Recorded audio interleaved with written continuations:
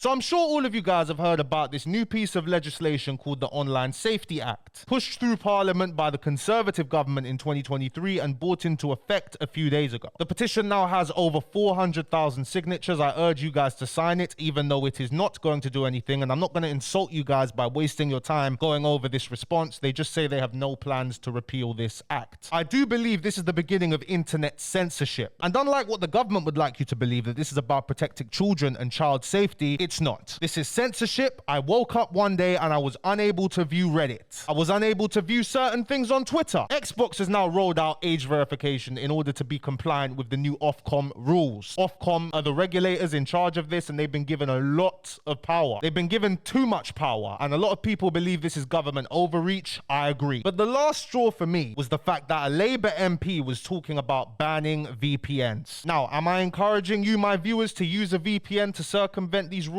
Absolutely not, because it's the law, and I encourage you all to follow the law and not break the law. But if they were to ban VPNs, we would be no different to China. Fact, no different to China. In this video, guys, we're going to break down everything you need to know. Why Apple and Wikipedia have court cases with the UK government. Why WhatsApp and Signal might end up pulling out of the UK. Because this new legislation is a threat to end-to-end encryption. I'm going to explain why that is the case. How talking about politics and immigration comes under the censorship law. Why the internet as we know it in this country could be over, and also why the government clearly doesn't care about your privacy and your data. So leave a like on the video, guys. Thank you very much. Let's get that out of the way. I'm sure all of you guys have heard of a man called Nigel Farage. Now, rightly so, he is against this online safety bill, and he's publicly spoken out about it. Now, Peter Kyle, who is the Secretary of State for Technology, who's been going around trying to defend this nonsense, he responded to Nigel Farage, and he's received quite a lot of backlash for comparing him to Jimmy Savile, saying that because he's against this bill, he's okay with people like Jimmy Savile. If you don't know who Jimmy Savile is, look him up. Serial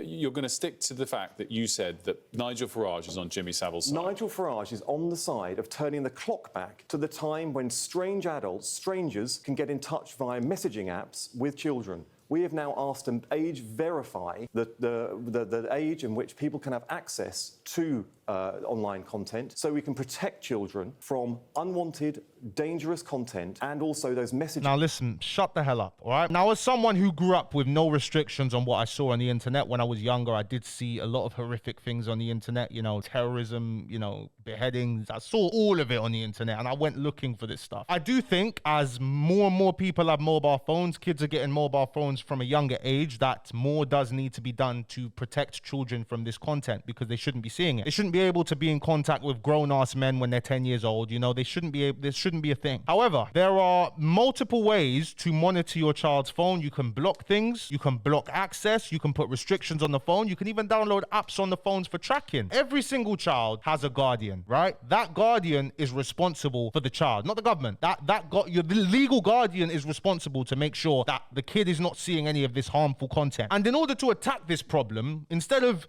putting on this censorship law, you could have just spread education about this to parents. Maybe recommend apps, have the government recommend apps that can be used to restrict children's access. And because these apps already exist, a lot of parents probably just don't know about it. You can restrict what apps your child is allowed to download onto their phone. You can even put apps that track your kids. You can track your kid's location, but there's always going to be a way around it, always. And I put myself in the position of an 11-year-old kid. I'm going to find a way around it. I will always find a way around it, bro. Like, that's just what you do as a kid. You find ways around things because your mind is so free at that age. Now, if you see the way algorithms work, TikTok, YouTube Shorts, even Twitter especially, kids are being exposed to pornography, you know, very political content, you know, at a young age. And at that age, it becomes brainwashing because you don't know what you're reading. You don't have enough understanding of the world. And I think because the UK is now officially in the next election, I believe 16-year-olds are going to be allowed to vote, by the way. That's absolutely mental. I don't know why they've done that. Because they're under the age of 18 and this bill is to protect people under the age of 18. It makes you think, is there an ulterior motive here? Are you doing this so 16-year-olds aren't going to be as exposed to content that might not align with your views politically? That's the questions people are asking. But these social media companies, they don't care, and they'll only act if they're threatened with fines, removal, if they see some real action. But all talk from politicians, they don't care. It's like, yeah, we don't care. But this whole law is a data breach waiting to happen because the government hasn't gone and said, okay, you know what, we'll develop our own system that websites all have to use, and then everybody will will have their own unique code that they can enter to go on websites, and it'll be completely encrypted, even though it probably wouldn't be, and the government will probably be monitoring what sites you go onto. No, they've just farmed it out to private companies, which is a lot of what HS2 did. They just farmed all of it out to private companies. The biggest company being Yachty, that is partnered with the post office also. Yachty was established in 2014, and it operates in the US, it operates in Australia, it operates all around the world, to be honest. And if we take a look at Yachty on Companies House, given that Yachty is an identity company, its brand and business is built on trust, a security breach of Yachty's platform could have a very negative impact. However, the Yachty platform has been built with security at its core, and we believe that the risk of an event is very low. And to be fair to Yachty, they've been placed in a special category of company where the consumers,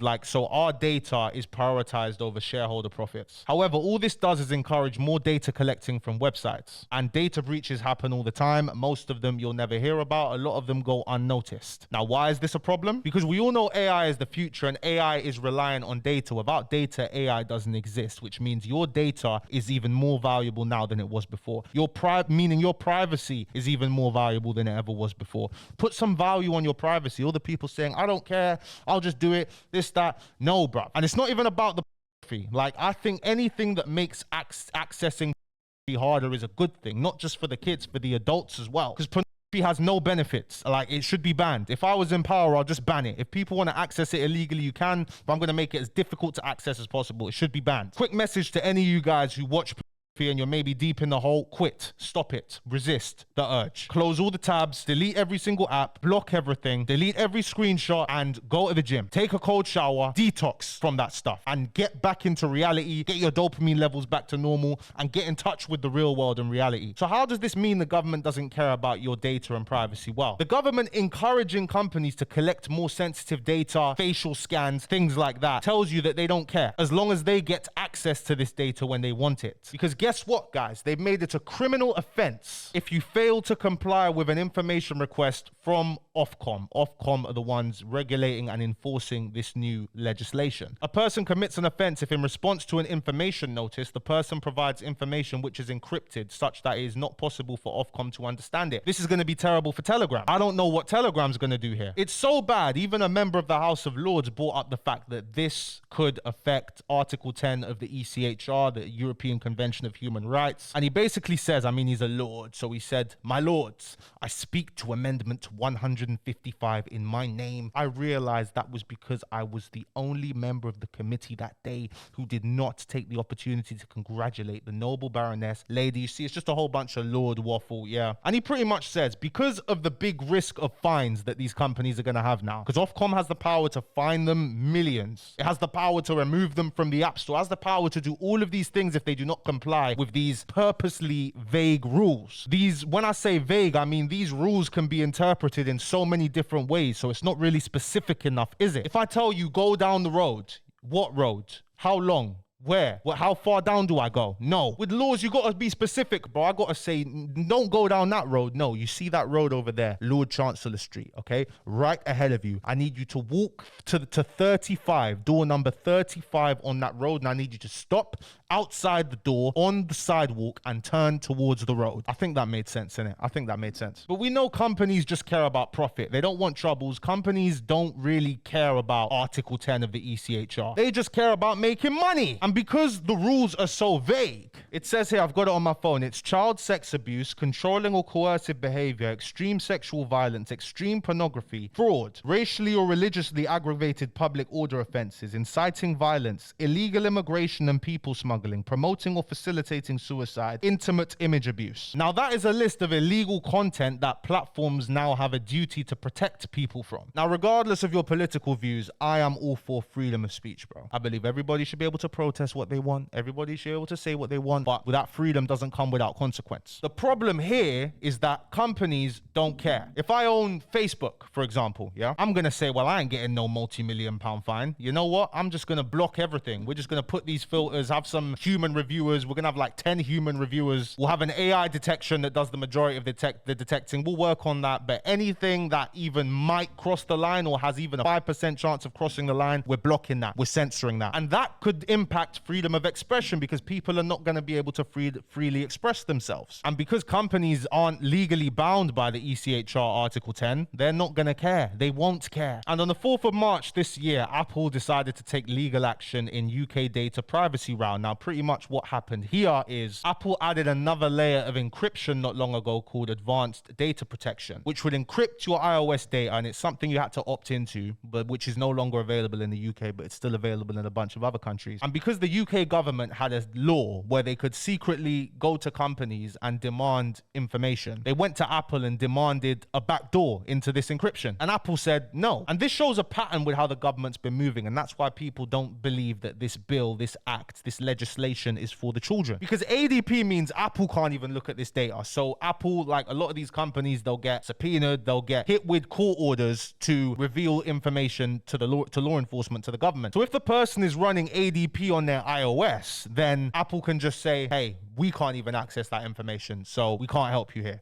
UK government didn't like that. UK government said, hey, we need that backdoor. Give us that backdoor. Apple said, yeah, we ain't changing nothing for you. This ain't the UK 70 years ago, mate. All right, we're just going to remove ADP from all UK phones. All right, cool, whatever. And Apple said, nah, no way, we're suing you. We're suing you. We're taking you to court, and we're gonna try and overturn this because this does not make any sense. Remember, Apple's market cap is over 3 trillion. The UK's GDP is 3 trillion. And here on this website, it says UK High Court hears Wikipedia suit against Online Safety Act category rules. Now, I'm going to shorten this for you guys. Wikipedia is not taking them to court because of the recent legislation put in. They're taking them to court because of the category that they've been placed in. They don't believe they should be placed in category 1. And we're going to go through all of the categories that a company could be placed in. So Ofcom have made a simplified table here. There's category 1, category 2A, category 2B. Wikipedia has been placed in category 1. And Wikipedia is a website that runs on donations. They run, it's a charity pretty much. But because Wikipedia has, it has a certain amount of users in the UK, it hits that threshold, they're going to be required to verify users' ages and,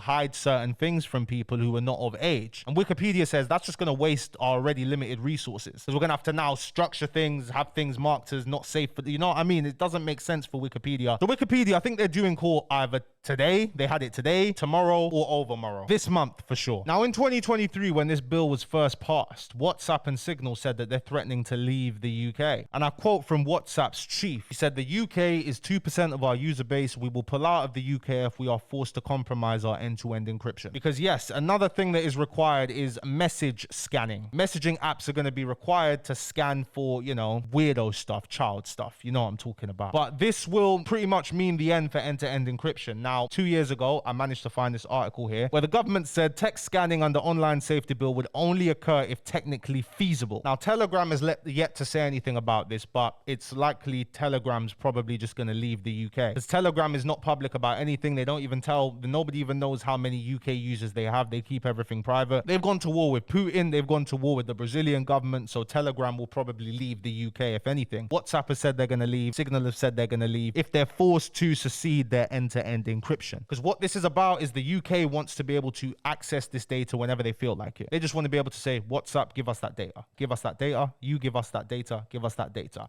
If companies refuse, they can be fined up to 10% of global revenue. Revenue, bro. You think companies are risking that? This could even further embarrass the UK if a company like WhatsApp says, no, we're not giving you 10% of our global revenue. Stuff it. Trump would probably back them. The current US president would be on their side. And remember, WhatsApp is Facebook. It's a publicly traded company. So likely what these companies will do is they're just going to give a new version to the UK, a watered down, terrible version with no encryption. What the government is essentially doing is they're trying to force, they want this to happen. I feel like they want this to happen. They want companies to just have a different version running in the UK that means the government can easily access your data and your data is nowhere near as protected. I think that's the end goal here. But this thing also sets a dangerous precedent because this is how things start. After that, they're going to say you need to scan political content. Oh, you need to scan for this stuff. You need to block this stuff. And the list will never, ever end. It's a slippery slope that we are currently going down, guys. But overall, guys, overall, it's mainly just for children stuff because like they said that social media companies are going to have to change how their algorithms operate strictly for kids, which is a good thing that is the law. But my whole point on this, guys, is that kids have legal guardians. It's the parents' job to make sure you're not viewing all of this content. There are apps available. It's easier than ever. Instead of implementing this law, spend money on a campaign to make parents aware. The way this thing has been introduced, I don't believe this is looking out for the children. I believe this is about control, access to data, and puts everyone in this country's privacy at risk. And I do believe they intend to ban VPNs. An MP, a member of parliament from the current majority party, said this themselves, that VPNs aren't good. I don't think they'll all out ban them because VPNs make a lot of money. They're big businesses. What they're going to end up doing is requiring VPN companies